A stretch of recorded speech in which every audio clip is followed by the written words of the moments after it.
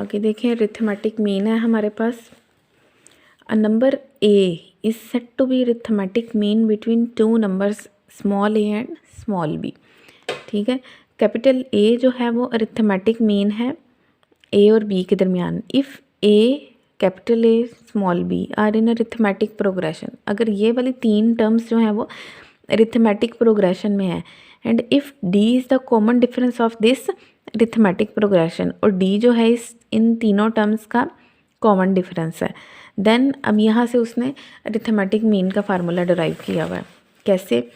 उसने कहा हुआ है ए और बी का जो कैपिटल ए है वो इन दोनों का अरिथमेटिक मीन है, और ये जो है वो अरिथमेटिक प्रोग्रेशन में है। सो फिर इस टर्म का इसके साथ कॉमन डिफरेंस और इस टर्म का इसके साथ कॉमन डिफरेंस बराबर आना चाहिए। अब यहाँ से उसने ए ड्राइव किया हुआ है, ये वाला ए इधर आके प्लस हो जाएगा और ये ए उधर जाके प्लस हो जाएगा। इधर से 2a equal to A plus B, यहाँ से ए हमारे पास क्या आ गया, ए प्लस बी ओवर 2, जो कि फार्मूला है हमारे पास अरिथमेटिक मीन का। ठीक है, ये फार्मूला है हमारे पास। ठीक है, अब नोट है, middle term of 3 consecutive terms in arithmetic progression is arithmetic mean between extreme terms. यानी कि उसने कहा कि अगर कोई सी भी 3 टर्म्स हम किसी भी अरिथमेटिक प्रोग्रेशन की लेते हैं तो जो दरमियान वाली टर्म होगी वो इर्द गिर्द वाली दोनों टर्म्स का अरिथमेटिक मीन होगा। उसको हम अज्यूम कर लेंगे कि जो दरमियान वाली टर्म है वो इर्द गिर्द वाली 2 टर्म्स का अरिथमेटिक मीन है। ठीक है ना, जैसे कि हमने यहाँ पे किया कि अगर ये 3 टर्म्स कंसेक्टिव हैं तो जो दरमियान वाली है वो इर्द गिर्द वाली दोनों टर्म्स का अरिथमेटिक मीन है। ठीक है, इन जनरल अब जनरली उसने ये फार्मूला ले लिया। ठीक है, से A N is arithmetic mean, उसने कहा लेट कर लो, अगर ए एन जो है वो अरिथमेटिक मीन है तो a n minus 1 plus a n plus 1 divided by 2, ये फार्मूला आ जाएगा अरिथमेटिक मीन का। ठीक है, उसके बाद इसकी एक्सरसाइज में देखते हैं हम। एक्सरसाइज में ये जो मैंने मेंशन किए हैं ये क्वेश्चंस हमने करने हैं। क्वेश्चन नंबर 1 का सेकंड पार्ट, थर्ड, फोर्थ और 7th ये हम कर लेंगे, तो बाकी जो स्किप है वो ऑटोमेटिक आप लोग खुद ही कर लोगे। ठीक है ना, वो कोई इतनी वो इशू नहीं है उस चीज़ का, एक ही जैसे क्वेश्चन है सारे। ठीक है, पहले क्वेश्चन में उसने कहा हुआ है find arithmetic mean between these 2 numbers. ठीक है, अब हम क्वेश्चन नंबर 1 देखते हैं, उसका सेकंड पार्ट कर लेते हैं। एक x माइनस 3 दिया हुआ है और एक x प्लस 5 दिया हुआ है, इनके दरमियान हमें अरिथमेटिक मीन निकालना है। ठीक है, एक को हम a लेट कर लेते हैं, एक को मैं b लेट कर लेती हूँ। तो अरिथमेटिक मीन का फार्मूला है मेरे पास a प्लस बी ओवर 2। सो मैं इन दोनों का सम कर लूँगी और 2 से डिवाइड कर दूँगी। तो यहाँ पे मेरे पास क्या आ जाएगा, 2x प्लस 2 ओवर 2, 2 हम कॉमन ले लेंगे, 2 2 से कट जाएगा, तो अरिथमेटिक मीन मेरे पास आ जाएगा x प्लस 1। इन 2 टर्म्स के दरमियान हमारे पास अरिथमेटिक मीन ये आ गया। ठीक है ना, ये शॉर्ट क्वेश्चन के लिए यहाँ पे। उसके बाद देखें थर्ड क्वेश्चन, देखें find 6 arithmetic means between 2 and 5। अब उसके बाद जो 4 है, 5 है, 6 है, ये सारे एक ही तरह के हैं। ठीक है, किसी में 6 का है, किसी में 7 का है, किसी में 4 का है। अब क्वेश्चन नंबर 3 है, उसमें हमें कहा हुआ है 6 arithmetic mean between 2 and 5।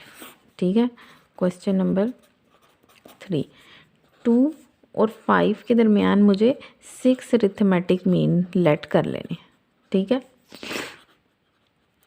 A5 और A6, देखें मैंने 3 अरिथमेटिक मीन 2 और 5 के दरमियान लेट कर लिए। तो अगर इस अकॉर्डिंग देखें तो हमारे पास ये पहली टर्म बनती है। ठीक है, और ये दूसरी बनती है, ये तीसरी बनती है, ये चौथी बन रही है, ये पांचवी बन रही है, ये छठी बन रही है, ये सातवीं बन रही है और ये आठवीं बन रही है। यानी कि अगर मैं इसके अकॉर्डिंग देखूँ तो मेरे पास यहाँ पे 8 टर्म है और पहली टर्म जो है वो 2 है। ठीक है, और 8th टर्म मेरे पास क्या है, 5। ठीक है ना, पहली टर्म 2 है और 8th टर्म बन रही है 5।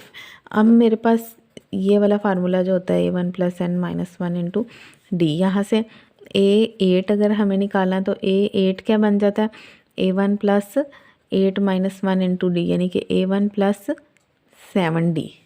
ठीक है, तो यहाँ पे मैं A8 की जगह A1 प्लस 7D पुट करूँगी। अब A1 मेरे पास क्या है, 2 है, तो यहाँ से हमारे पास D निकल आएगा, ठीक है ना। D मेरे पास क्या आ जाएगा, 3/7। इसको सिंप्लीफाई करने से मेरे पास D आ रहा है 3/7, ठीक है। अब मुझे अरिथमेटिक मीन निकालने, मुझे 6 अरिथमेटिक मीन्स थे वो निकालने। अब मैं ऐसे ही रखूँगी जैसे मैंने इसको A8 को रखा है ना, वैसे ही मैं A2 इक्वल टू A1 रखूँगी, A3 इक्वल टू A2 रखूँगी, A4 इक्वल टू A3 रखूँगी, A5 A4 के बराबर रखूँगी, A6 A5 के बराबर, A7 A6 के बराबर, ठीक है। ये रख लेते हैं पहले, ठीक है। A2 equal to capital A1 था, ठीक है ना। कैपिटल A1 जो था वो इधर लिख लेते हैं, कैपिटल A1 जो था वो A2 था। अब A2 इस फार्मूले में डालेंगे तो हमारे पास A1 प्लस 1D बनेगा, ऐसे ही है ना। A1 भी है और D भी है, A1 प्लस 1 इंटू D, इसका हम ले लेंगे LCM, ठीक है। तो 14 प्लस 3 हमारे पास आ जाएगा 17/7, ये मेरे पास आ गया A1।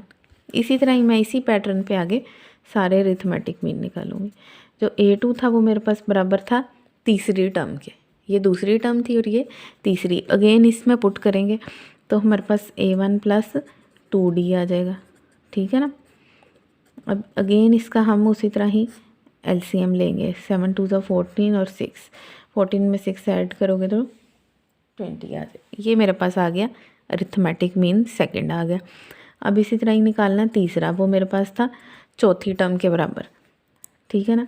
तो वो A1 प्लस 3D, 3 और A1 की भी वैल्यू डालेंगे और 3 की भी डालेंगे, और उसी तरह ही हम 14 प्लस 9 क्या आ जाएगा 23, ठीक है। इसी तरह ही A4 निकालेंगे, वो मेरे पास था बराबर 5वीं टर्म के, तो A1 plus 4D, A1 plus 4D, उसी तरह ही A1 की वैल्यू डालेंगे, 4 की डालेंगे, LCM लेंगे, दोनों को सम कर लेंगे, तो 1 1 2 और ये 6, तो ये मेरे पास आ गया 26/7। इसी तरह ही निकालेंगे A5 जो कि मेरी पास छठी टर्म थी, तो छठी टर्म को इसमें पुट करेंगे, A1 plus 5D, A1 plus 5D, again LCM लेंगे, 14 प्लस 15, तो कितना आ जाएगा हमारे पास 29। इसी तरह A6 निकालेंगे जो कि मेरे पास थी 7th टर्म, ठीक है। तो A7 या इसके अकॉर्डिंग A1 प्लस 6D, उसी तरह ही हम लेंगे LCM, 7 LCM आएगा, 14 प्लस 18, तो ये आप लोगों के पास आ जाएगा 32, ठीक है। मेरे पास सारे के सारे अरिथमेटिक मीन आ गए जो कि मैंने यहाँ पे निकालने थे, ठीक है ना। मैंने उनको टर्म्स के नाम दे लिए और पहली टर्म निकाल ली, कॉमन डिफरेंस निकाल लिया, तो बाकी मेरे पास ये आ गए 6 अरिथमेटिक मीन्स, ठीक है।